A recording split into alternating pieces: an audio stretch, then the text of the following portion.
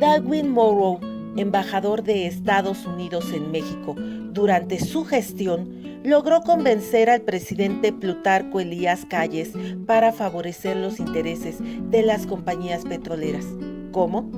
Cuando Plutarco Elías Calles asumió la presidencia, no reconoció el Tratado de Bucareli, al considerar que este había sido, en realidad, un acuerdo entre caballeros, que comprometió a Obregón sí, pero no a los sucesores, y en este caso, a él.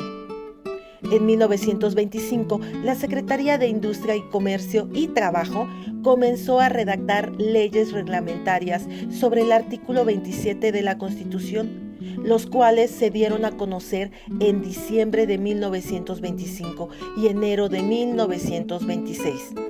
Las empresas que habían adquirido sus terrenos deberían cambiar sus títulos de propiedad absoluta por concesiones, que tendrían una duración de 50 años. Asimismo, se racionalizaría los títulos de propiedad y también la explotación de los yacimientos que habían comenzado a dar señales de agotamiento. Tanto los empresarios petroleros como el gobierno de Washington se negaron a reconocer la nueva ley, insistiendo en que era contrario a las normas del derecho internacional aplicar de manera retroactiva el artículo 27 a los acuerdos otorgados durante el Porfiriato.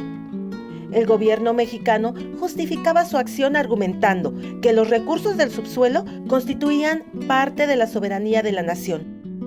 A mediados de 1927, el presidente Calvin Coolidge designó como nuevo embajador a Darwin W. Morrow, en sustitución de James R. Sheffield. El nuevo embajador negoció las diferencias entre ambos países. Mediante el acuerdo Morrow-Calles, se aceptó que los títulos de propiedad fueran cambiados a concesiones confirmatorias, pero se reconocieron totalmente los derechos adquiridos por las empresas petroleras antes de 1917 y se suprimió el límite establecido de 50 años. Con esto obviamente favorecía a las empresas privadas.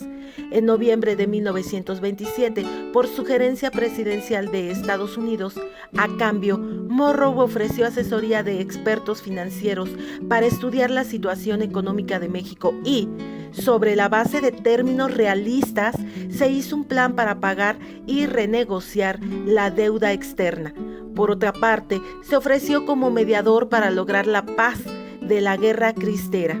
Los empresarios petroleros no estuvieron del todo de acuerdo, No, sí estaban muy molestos. De hecho, hubo varias protestas porque no querían esto. Pero, por otra parte, tenían que aceptarlo porque también era un acuerdo de parte de su país. Pero cuando el Departamento de Estado emitió un comunicado el 28 de marzo de 1928 anunciando oficialmente que daba fin el conflicto con el gobierno de Calles y les informó que no estaban dispuestos a presionar más a México, las compañías comenzaron a presentar sus solicitudes de concesiones confirmatorias. Pero de cualquier forma, seguía el favoritismo con los empresarios de parte del gobierno de Calles. Durante el Maximato, este periodo se le llamó así, ya que comprende las administraciones de los presidentes Emilio Portes Gil, Pascual Ortiz Rubio y Abelardo Rodríguez, y en el que Plutarco Elías Calles ejerció una fuerte influencia sobre la política de México. No hubo grandes cambios en el tema de petróleo hasta 1934, cuando a finales de la presidencia de Abelardo Rodríguez se estableció que los yacimientos que se encontraban en una franja de 100 kilómetros a lo largo de costas y fronteras serían considerados como parte de las reservas nacionales. Y por otra parte, se creó la empresa Petróleos de México, S.A., con su abreviatura Petromex, cuya función era competir contra las compañías extranjeras en el mercado interno para explorar, explotar, vender y distribuir petróleo y sus derivados para reducir los precios y asegurar el abasto en el país. La exportación de petróleo, que venía en descenso desde 1923, se vio afectada por la Gran Depresión de 1929 y por el hallazgo de los yacimientos en Venezuela y Medio Oriente. Cuando por fin, llegó Lázaro Cárdenas del Río, bueno, las cosas tuvieron que cambiar, ¿no? En 1935, el presidente Lázaro Cárdenas del Río selló una alianza con el movimiento de los obreros que demandaba mejores condiciones de vida y, al mismo tiempo, impulsó la creación de una gran central obrera que apoyaba su gobierno.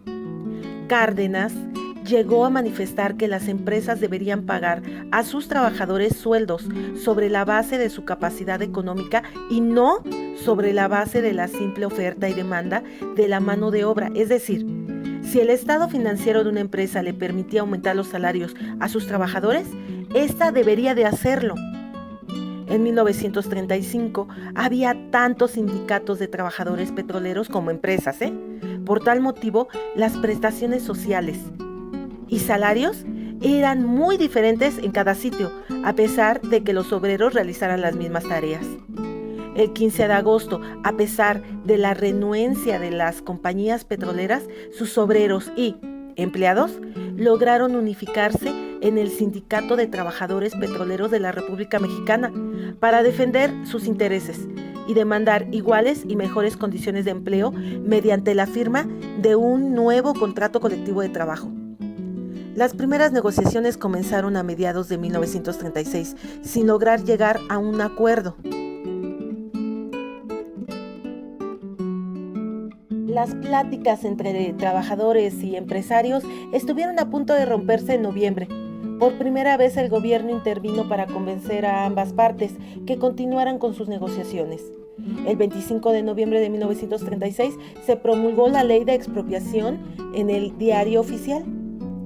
Si bien la imposibilidad de ejercer de forma retroactiva la ley petrolera de 1926 y las modificaciones a la ley misma pactadas por Plutarco Elías Calles habían impedido que la nación estuviese en dominio directo de los yacimientos petroleros, el mismo artículo 27 y el conflicto laboral dejaron abierta otra posibilidad.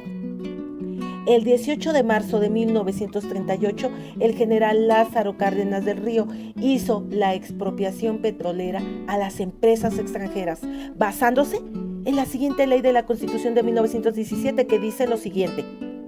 Artículo 27.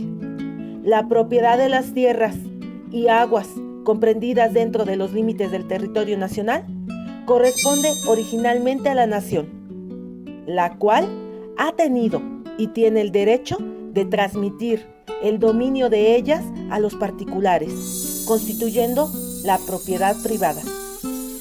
Esta no podrá ser apropiada, sino por causa de la utilidad pública y mediante indemnización. Fragmento del artículo 27 de la Constitución publicada en el Diario Oficial el 5 de febrero de 1917. Al darse a conocer la ley de expropiación que permitía al gobierno tomar cualquier propiedad si el interés público así lo requería y que fijaba hasta un plazo de 10 años para compensar a los propietarios, el embajador estadounidense Joseph Daniels expresó su preocupación a Lázaro Cárdenas. El presidente le contestó que no era su intención expropiar sobre esta base ninguna rama industrial controlada por capital extranjero.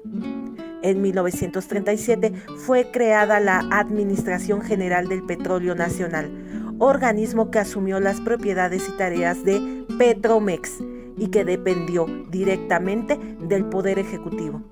Para mayo de 1937, las negociaciones entre el Sindicato de Trabajadores Petroleros de la República Mexicana y las compañías petroleras no habían logrado llegar a un acuerdo. Los obreros demandaban la firma de un contrato colectivo de trabajo, una semana de 40 horas, el pago de salarios completos en caso de enfermedad y la cantidad de 65 millones de pesos para pago de salarios y prestaciones. Por su parte, los empresarios rechazaban firmar el contrato y ofrecían tan solo 14 millones de pesos. El 17 de este mismo mes, el sindicato emplazó a huelga, pero se hizo efectiva el día 28. Imagínense aquello. Fue lo mismo que ahora.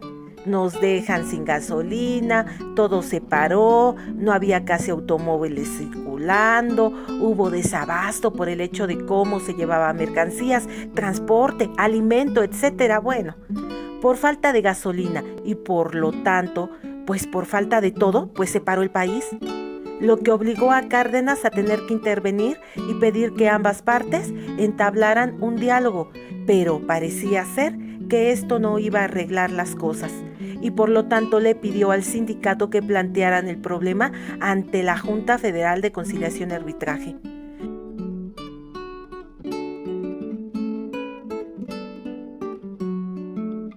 Se asignaron 3 peritos: el subsecretario de Hacienda Efraín Buenrostro, el subsecretario de Economía Nacional Mariano Moctezuma y Jesús Silva Herzog, quien era asesor de la Secretaría de Hacienda, y con ayuda de 60 personas, entre ellas había ingenieros petroleros, economistas, sociólogos, contadores, estadígrafos y taquimecanógrafas. Se procedió a hacer un informe de 2.500 páginas y un dictamen de 80 páginas. Se consideró que la empresa El Águila había tenido un promedio de utilidades anuales de 55 millones de pesos, por lo que se concluyó que debería pagar 26 millones de pesos por concepto de salarios y prestaciones sociales, adicionales a lo pagado en 1936. El dictamen de la comisión pericial fue presentado ante la Junta Federal de Conciliación y Arbitraje. Los empresarios refutaron el dictamen, aludiendo no tener capacidad para pagar los 26 millones. ¿Cómo creen? Si son bien pobres. Por concepto de prestaciones y salarios. Por tercera ocasión, el presidente intervino. El día 2 de septiembre citó a los representantes de las compañías y a los peritos en sus oficinas de Palacio Nacional. Como anécdota, se dice que uno de los representantes del Águila, o sea, uno de los gerentes, creyó que los podía engañar diciendo que la empresa El Águila era mexicana y que no tenía la capacidad de poder pagar lo que se pretendía, ya que era mentira que fuera una filial de una entidad extranjera.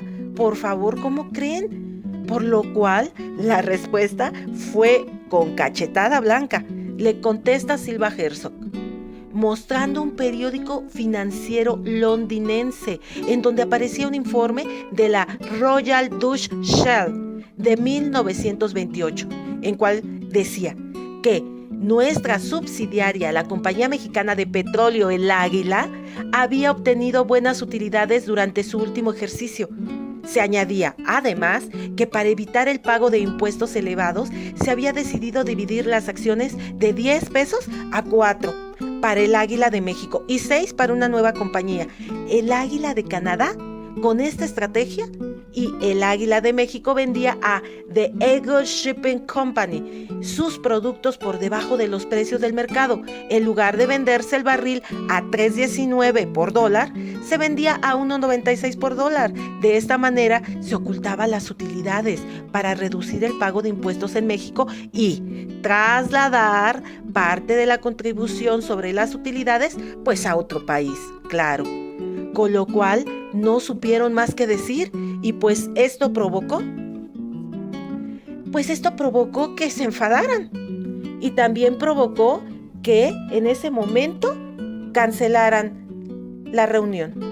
Esto provocó que no hubiera ningún acuerdo y por lo tanto Lázaro Cárdenas inició su jugada maestra y el inicio de su plan: regresar a México lo que es suyo, por lo cual Cárdenas informó al embajador estadounidense que en el futuro, ojo, el gobierno mexicano tendría que establecer un control sobre las actividades petroleras, los salarios e impuestos, pues serían fijados de acuerdo a un criterio oficial. La Junta Federal de Conciliación y Arbitraje otorgó largos y diversos plazos a las compañías petroleras para que éstas presentaran en forma sus objeciones al dictamen. Entre que sí y no daban un fallo, se daba finalmente el 18 de diciembre la Junta y falló en favor del sindicato, ordenando pagar los 26 millones de pesos. respaldando el dictamen pericial y adicionando algunas observaciones de carácter jurídico. El 29 de diciembre, las empresas acudieron ante la Suprema Corte de Justicia de la Nación para apelar el fallo y presentar un amparo. Como venganza y presión, dieron respuesta retirando todo su dinero de los bancos, así como sus carros tanques y barcos, y todo se lo llevaron a Estados Unidos. Además, se dieron a la tarea de difundir la noticia que el tipo de cambio era de 3.60 pesos por dólar, y pues esto no podía sostenerse.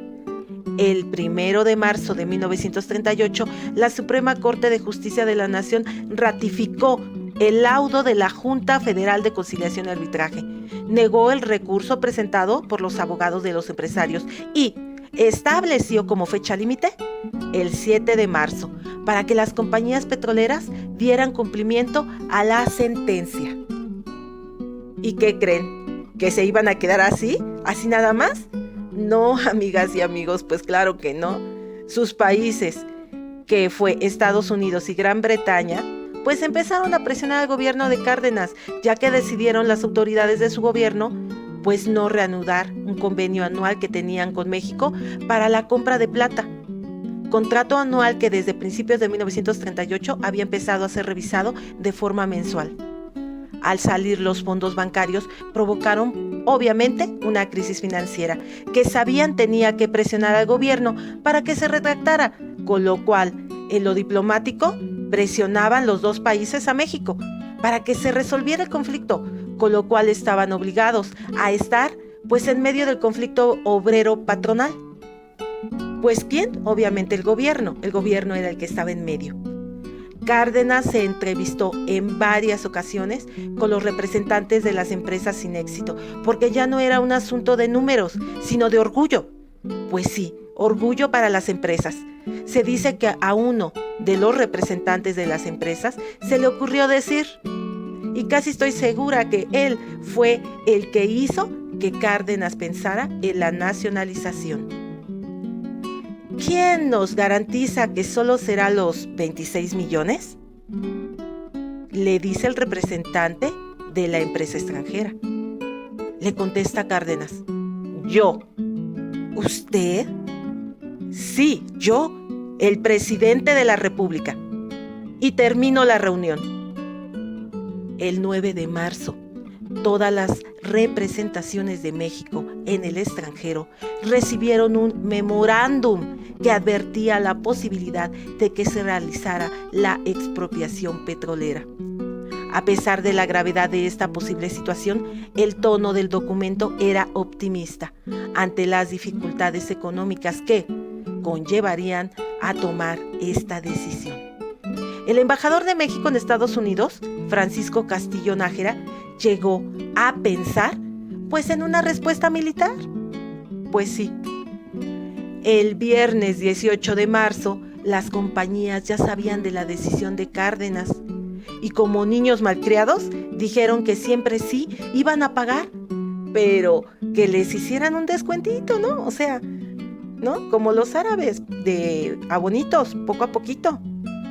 Una disminución en las presentaciones y en las prestaciones y aumentando el número de empleados de confianza en una proporción que permitiera a las empresas mantener el control de sus decisiones claves.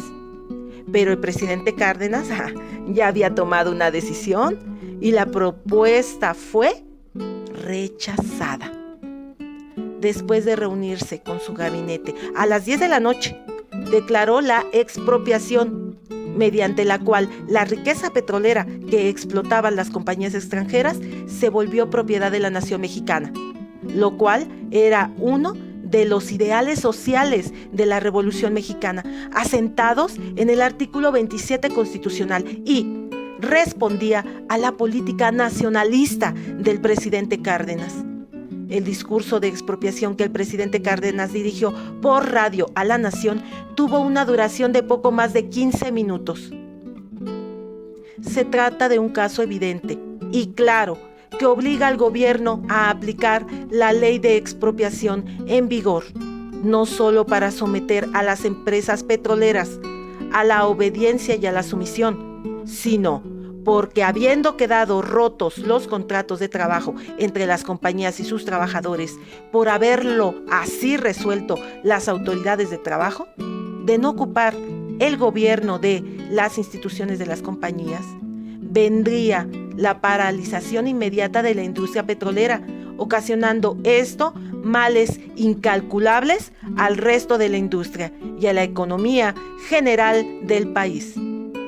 Planteaba así la única solución que tenía este problema, pidiendo a la nación entera un respaldo moral y material, pues sí, no había dinero, ¿no?, que le ayudaran con apoyo económico suficiente para llevar a cabo una resolución tan justificada, tan trascendente y tan indispensable. ¿Y cómo pudiera ser que los intereses que se debaten en forma acalorada en el ambiente internacional pudieran tener de este acto de exclusiva soberanía y dignidad nacional que consumamos una desviación de materias primas primordiales para la lucha en que están empeñadas las más poderosas naciones? Queremos decir que nuestra explotación petrolífera no se apartará un solo ápice de la solidaridad moral que nuestro país mantiene con las naciones de tendencia democrática, y a quienes deseamos asegurar que la expropiación decretada solo se dirige a eliminar obstáculos de grupos que no sienten la necesidad evolucionista de los pueblos, ni les dolería ser ellos mismos quienes entregaran el petróleo mexicano al mejor postor, sin tomar en cuenta las consecuencias que tienen que reportar las masas populares y las naciones en conflicto. Estas son pequeñas fracciones del texto leído por el presidente Lázaro Cárdenas en Palacio Nacional. Recordemos que la Secretaría de Economía Nacional, con la intervención de la Secretaría de Hacienda, procederían a la inmediata ocupación de los bienes. La Secretaría de Hacienda debería pagar la indemnización correspondiente en un plazo no mayor a 10 años. El 23 de marzo, de forma espontánea, se reunieron 100,000 personas de todas las clases sociales en una enorme manifestación de respaldo a la expropiación petrolera. El 19 de abril hubo una manifestación femenina en el Palacio de Bellas Artes. Acudieron mujeres de todas las clases sociales. Algunas regalaron joyas, otras objetos de bajo valor, de lo que podían. Incluso una anciana llevó una gallina para ayudar a cubrir el pago de la indemnización. Imagínense cómo fue aquello. Todos dando lo que tenían, lo que podían, con un gusto enorme y sin importarles deshacerse de sus cosas, las donaban para poder pagar la indemnización de estas compañías que, habrá sido una experiencia única e irrepetible haber participado en esto, ¿no creen? Aunque se lograron reunir poco más de 2 millones de pesos, esto era un monto realmente simbólico. Las colectas y la emisión de bonos para cubrir la indemnización a las compañías petroleras estuvieron lejos de solucionar el problema económico, pero sí constituyeron movilizaciones impresionantes de la opinión pública en apoyo a la situación. Sectores como la Iglesia Católica y algunos empresarios conservadores, que normalmente eran de opinión contraria a las decisiones del gobierno, como siempre, en esta ocasión respaldaron al presidente. Para muchos, la expropiación significaba un sacudimiento final del imperialismo que, por tanto tiempo, había sangrado a México, impidiéndole confiar en su propia fuerza y capacidad. Todos los empleados técnicos e ingenieros extranjeros abandonaron las instalaciones petrolíferas.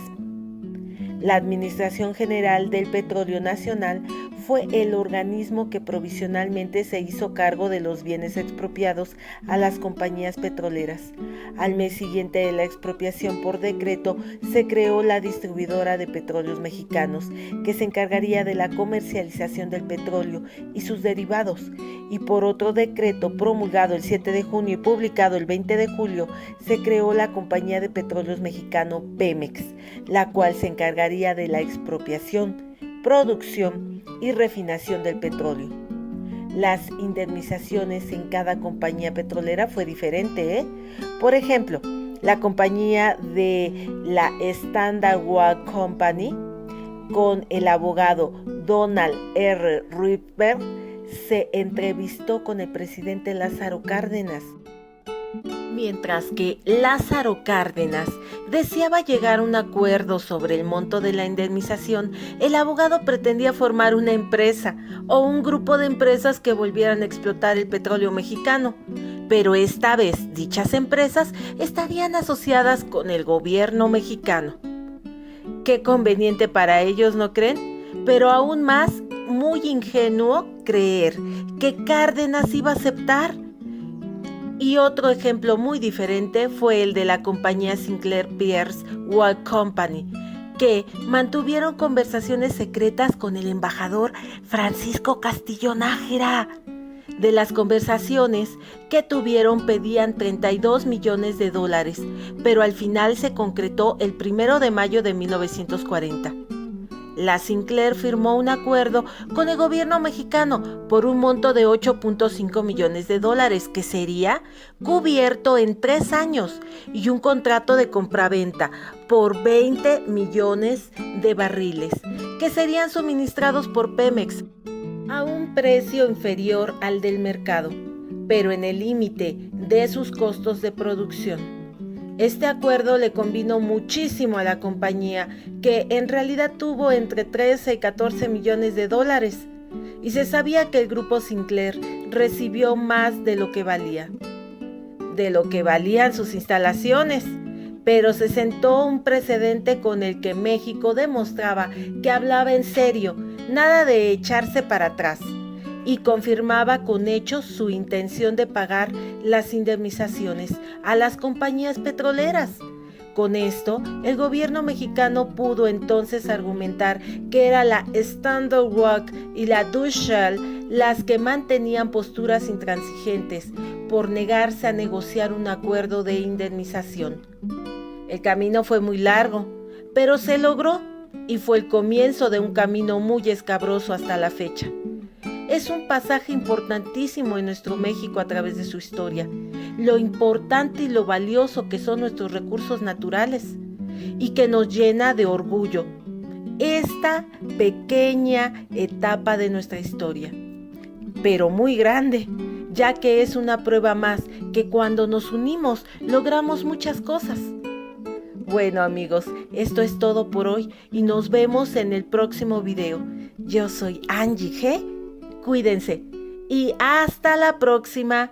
¡Chao!